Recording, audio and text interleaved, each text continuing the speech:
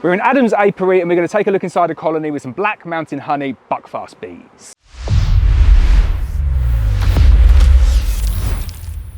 Now, this colony here has had its supers open for about half an hour now, so sorry bees. We've definitely kept it open a little bit too long, and we noticed some robbing bees diving in, so it has triggered them a little bit. But in this video, we're going to talk about why Adam uses the Black Mountain Honey Buckfast Queens, how they work for his operation, the amount of honey that they get, and whether they're a good bee to work with. So I'll get my veil up and let's get inside. Right, so Adam, you bought loads of queens for me over the years, like regular face at our house coming and collecting queens. Why did you start getting the Black Mountain Honey Queens and how do you find the colonies with them? As you can see here, I mean, we've had these open half an hour and I wouldn't say they're aggressive. You know, you can get bees that are a bit flighty, but it doesn't mean they are out to sting you. So for how long we've opened these up for, they are a nice calm genetic. But yeah, with the Buckfast for me, and especially from yourself, it's the introduction has been very easy, and I'd say there's a high percentage of acceptance, and then the brood pattern speaks for itself. I've not really had one, I would say, in all the years that I would question the laying pattern or anything like that. So I'm really excited to see the laying pattern once we get inside here. You're going to go down there and be like the spottiest brood in the world, and we're going to choose that one. But there's no queen. No queen. Yeah, it's good to hear though, and that's what we pride ourselves on. We want people to have nice, calm bees, prolific, so you get decent amounts of honey. But yeah, good brood pattern as well.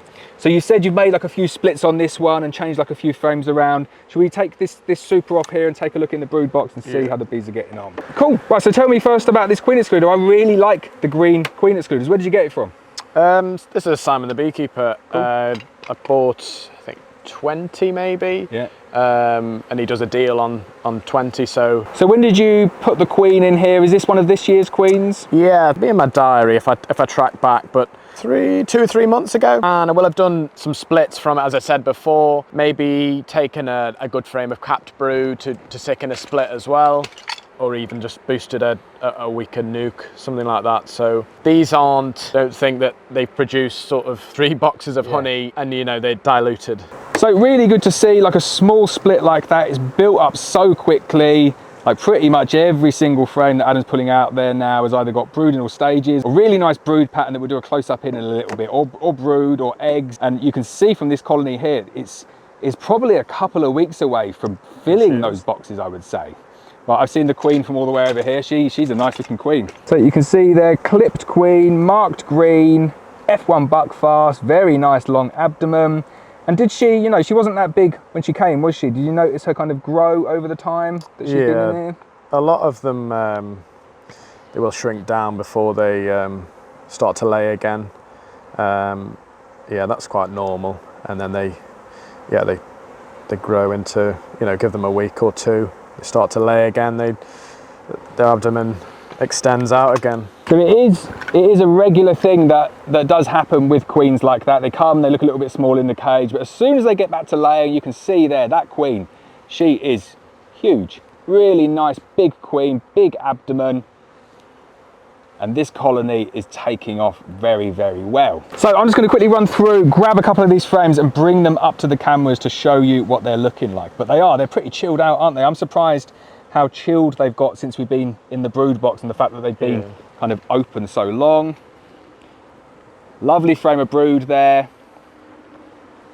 Brood in all stages on both sides, but it's just a lovely pattern of brood, isn't it? And you said that you had like some black bees before. How did you find the black bees? Yeah, the black bees, I found they need a smaller cluster over winter, so less food. So all the positives really of a Buckfast, I just found this year, and whether that tied in with the wet we've been having, chalk broods became a bit of a problem with them. Yeah. So I decided to requeen and go for solely Buckfast, just to see if I could get rid of that chalk brood. Did it work? Yeah, I mean, it was at one point it was really quite bad. Still got some chalk brood. Yeah, not going to lie about that, but I think that's to be expected. I think if a lot of people would, to be honest, they would say the wet has increased the chalk brood in the hives, but now it's dried up. We've had some good sunshine. there's not much at all, to be honest. Yeah, I'd 100% agree with that. Like, I've had some Buckfast colonies that have had a bit of chalk brood this year. The conditions have just been perfect for getting colonies with chalk brood. And I'd say if it doesn't clear up, maybe need to look at a shook swarm. But I've not seen any signs of requiring to do that yet. There's not a single cell in here, I would say, that needs any attention.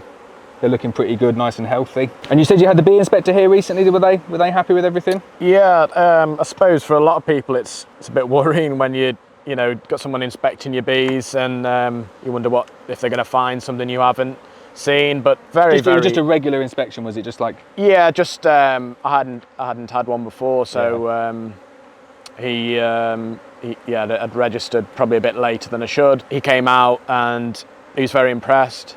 Very, very helpful, knowledgeable, pointed out quite a few helpful pointers to look for varroa as such on the frames and things like that, that would, you know, benefits yourself. So I would encourage that. Definitely, double down on that. Get signed up to Bee Base, get the bee inspectors involved. They're really good and they are there to help you keep nice, healthy bees. Right, so I think we've seen enough of these. They're really, really good condition. Let's put them all back together again now, and we'll finish the video. So you see Adam's little trick there. We did a separate video on it. Adam doesn't use a smoker. He uses a really super diluted sugar syrup, basically at 0.2 to 1 ratio, just when the bees are up in the air like that, and it means that they get feeding on the frames, just to kind of pick up the minute traces of sugar. It calms the bees down, and it means that they go back down into the nest, and then he hasn't got the bees running around on the rebates of the frames, which stops the bees getting squished.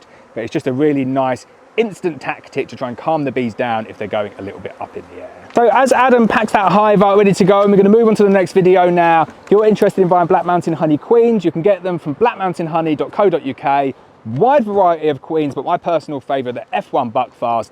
They're the ones that Adam uses. They're calm, placid, prolific, and really, really good to have in your apiary.